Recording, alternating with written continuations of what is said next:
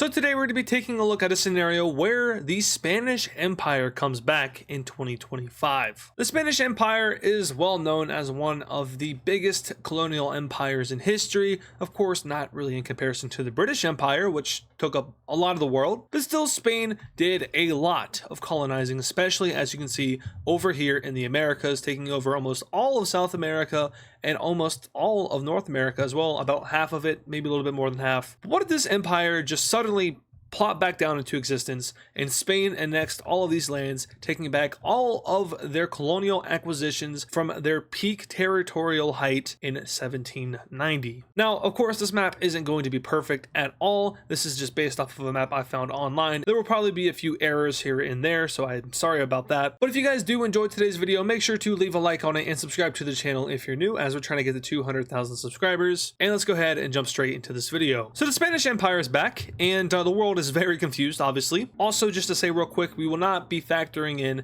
NATO, the EU, or the UN in this video, just to give Spain some breathing room. We're also going to assume that this country has the same mindset that it had at its peak and during colonization. It's imperial and it wants more land. And where is the best place to start with your expansion? Probably down here in Guyana. They got cut in half and they lost a good portion of their country. But now that the Spanish Empire is back, they're going to want to expand their land. Once again, they are going to go imperialist. So Spanish troops will move right on into Guyana, and this thing will surrender without even being fully invaded. And at the end of the day, Spain will completely annex it. Welcome to the Spanish Empire Guyana. So what exactly is Spain's plan? Like, what are they going to want to do? Their empire is mostly over here in the Americas. Their main country and their core territory is, of course, in Iberia. And then they also do have a colony over here in the Philippines, which the Philippines do exist according to that map. So let's just, yep, we'll take that real quick. But the Spanish monarch, or whoever's in charge, is going to say that we don't really have too much interest in this area over here, and that's because of China. China would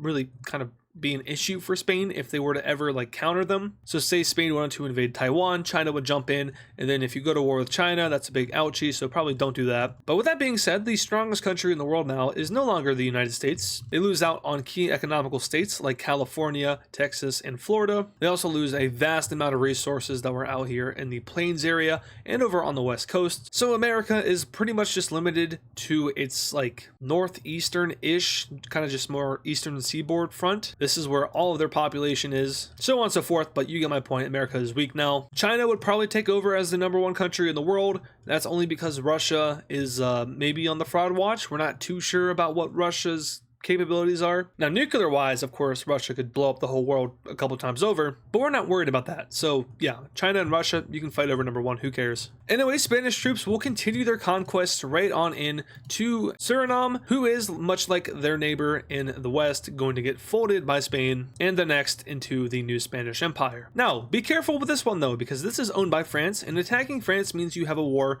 on your domestic front line. Core France is stronger than the core Spain, but knowing that Spain is colonial and imperialist, once again, I would not be too surprising if we see troops being pulled from here to go fight up in Europe. But Spain isn't really wanting to do that right now. They're more so focused on their opportunities in North America. And they could go after the United States. They really could, and they would probably win. It would just be a very elongated war that would take a while to win. So Spain maybe wants to beef up their economy a little bit more to afford that. They might want to beef up their military a little bit more. So instead of focusing on France in Europe, they're going to focus on Portugal in Europe. And these two were under a union at one point in history, but that was at one point and not now in 2025. So when the Spanish troops enter in, they are going to beat Portugal. They'll take Lisbon, and then Portugal will surrender. And with their surrender comes full-on annexation. So at this point, it's no longer a Spanish empire. It's an Iberian empire with a lot of colonial claims over here, but we're going to keep calling it Spain. But now they're going to move troops down south and go after Morocco. Morocco at one point was under the Spanish Empire as well, but not at their territorial height, at least I don't believe. Correct me if I'm wrong about anything I'm saying in the comments. I don't like to spread misinformation, but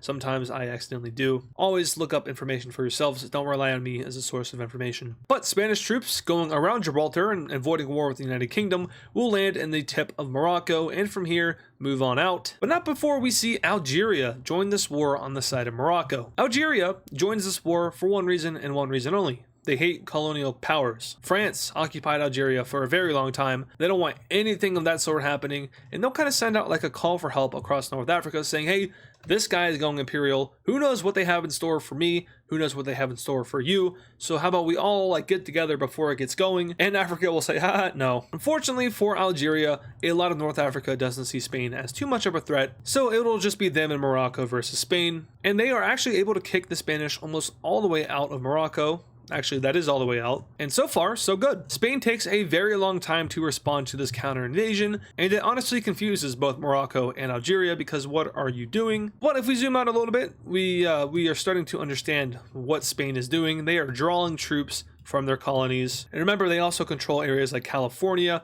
very largely populated. Mexico, of course, also very largely populated. Down in Argentina, they can pull troops from. So really, like, they have a lot of manpower, like a crazy amount of manpower. I'm not going to do the calculations because I don't really have time for it. It's 2 in the morning. But if you guys want to do the calculations about how much manpower would Spain have at this point, it's safe to say you could probably like split the United States in half in terms of manpower and then just give them half of what the US has currently. And then for South America, I wouldn't really count anything from Brazil. They didn't take too much. Well, actually, they did kind of take some populated areas down here, but just give like a rough estimation. But now that these troops are all in the mainland of Iberia, they will punch right into North Morocco.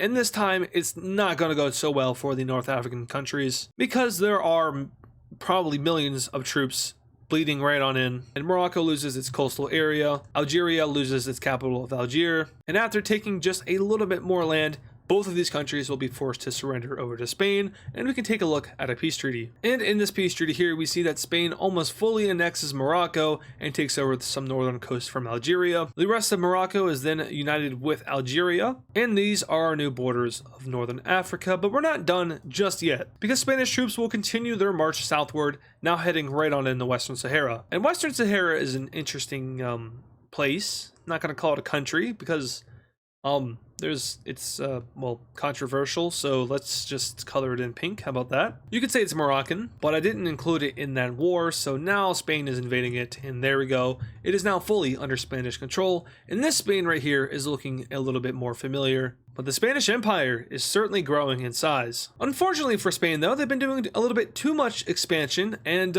some countries are going to put their foot down. More specifically, France and the United Kingdom will say, hey, you better stop. And these guys form an anti-Spanish expansion alliance, and they do get a few countries to join right off the bat, including the United States. They also end up getting Algeria to join in, and now Spain is even more limited as to where it can expand. With the creation of this new anti-Spanish alliance, Spain will now be forced to diversify their troops out of Iberia and kind of on the border of these new blue countries. They don't send too many troops out because they need them in the homeland. So some units are stationed along America's border, some are stationed in French Guiana, and some are stationed along this border right here in Africa, and of course, most notably on the border between France. So with this new alliance forming, Spain is kind of very limited on where it can go now. So instead of like kind of provoking any of these guys, they are going to go after their next target, which is going to be Mauritania. Mauritania is like, oh, maybe we should have joined up with Algeria and Morocco, but hey, too late now. And you can't join that alliance now because the blue team isn't necessarily ready for any kind of war. So unfortunately for Mauritania, they are going to get cooked pretty bad. And after Spain moves in just for a little bit, they will go ahead and surrender. They don't want to throw those hands. And in their treaty with Mauritania, they get all of their coast, and the rest is made into a Spanish puppet state, kind of serving as a buffer state between them and the rest of Africa. But now Spain is going to shift its focus down south a little bit, and then over here to the west. There's a country here which could be jumped pretty easily. So after a few years of preparation and a few years of silence on Spain's front, which kind of makes the world kind of ease its nerves a little bit, Spain will all of a sudden, out of nowhere, declare war on the remainder of Brazil. And now the world's like, dang, millions of Spanish troops are on the front of Brazil, and very quickly Brazil starts to lose ground fast. A lot of Spanish forces were stationed in Uruguay and this part of Brazil. There were also a lot of Spanish troops kind of centered over here, but also some that were in the water, waiting to make a landing right here. They completely surrounded all of French Guiana and worked their way around the Brazilian coast, moving straight on down towards this area where there's a little bit more people and more army to fight. But once again, their main invasion force is down here in the south, and Brazil is unfortunately very unprepared for this. Not because they didn't see it coming, but because Spain has too many people to throw at them. Remember, this Spanish Empire, this is the modern day world. It has a lot of troops, a lot of technology, a lot of economy too. Remember, they have California. California would be like the 6th or 7th like biggest economy in the world on its own. So like Spain's economy is top 5 at this point. They also have Florida, Texas, Mexico under their belt. So once again, this country is extremely strong. But the invasion of Brazil is going very well, and at this point it looks like Brazil should probably surrender. They've lost most of their populated areas in the south, and Spain is still making their advances up here. And it's pretty clear that Brazil isn't going to be able to win. But then all of a sudden a coalition is formed, and the blue team gets involved in the war to put an end to Spain's antics and to crumble the Spanish Empire. Now, there weren't a lot of other countries like really interested in joining this because you really don't want to fight Spain. Canada was like, you took British Columbia, like, okay, whatever, we're still fine over here, so we really don't want to mess with you. Britain and France, of course, will always be working together against expansionist threats, so that's why they're involved, but they do kind of serve as a buffer between Spain and the rest of Europe, so that's why the rest of Europe isn't really joining. They don't see a point in doing so. And Africa probably could do well joining up with this coalition, but they don't have much to offer, specifically like Mali, Niger. I don't really know how much they would contribute to this war. And yeah, let's see how this goes. So the first couple of weeks for Spain in this new war don't go so well. French troops over here in French Guiana push out and eliminate a lot of these Spanish forces in this area, kicking them all the way back away from this part of Brazil. Up north, the United States pushes right on in to their old claims in Florida and Georgia, going down, cutting off the tip of Florida from the rest of mainland Spanish Empire, North America. We also see the Americans start a campaign going right on in to where like Arkansas and Oklahoma are eventually, but their main focus is going ahead and kicking Spain out of the Gulf of Mexico area, which will be a very tall task because, you know, all of this land is around the Gulf of Mexico, and then you also have this part of Cuba and then Florida, so that's a little ambitious, America, I will say that. We'll see how it goes. Over here, though, we have some pretty bad changes for Spain. First of all, the Algerians and the Moroccans working together are able to push back Spain a lot in this northern Mediterranean coastal area. And we see France take advantage of Catalonia, pushing into this region, which has kind of always been under unrest. But Spain will very quickly start pumping troops back into Iberia, and this little excursion is very short-lived. Back down in Brazil, the war plans do not change. The Spanish army will completely encase Brazil. They'll move over, take Brasilia, and then start to edge in deeper into Brazil, kind of avoiding the lush rainforest, but still moving out to an extent around their border. They have tons of troops just lined up waiting for this. Eventually, Brazil will be forced to surrender. Very shortly after that, we have the capturing of French Guiana, and now all of these troops down here are going to mostly be sent up to America, but also we see some sent over to Europe and Africa. Speaking of America, they will do their very best to get as much land as possible. This is very costly, but they are able to secure Florida, then moving over into Louisiana, and their push into like the Texas area continues for now. They also start to push out of Alaska into this unguarded Spanish land.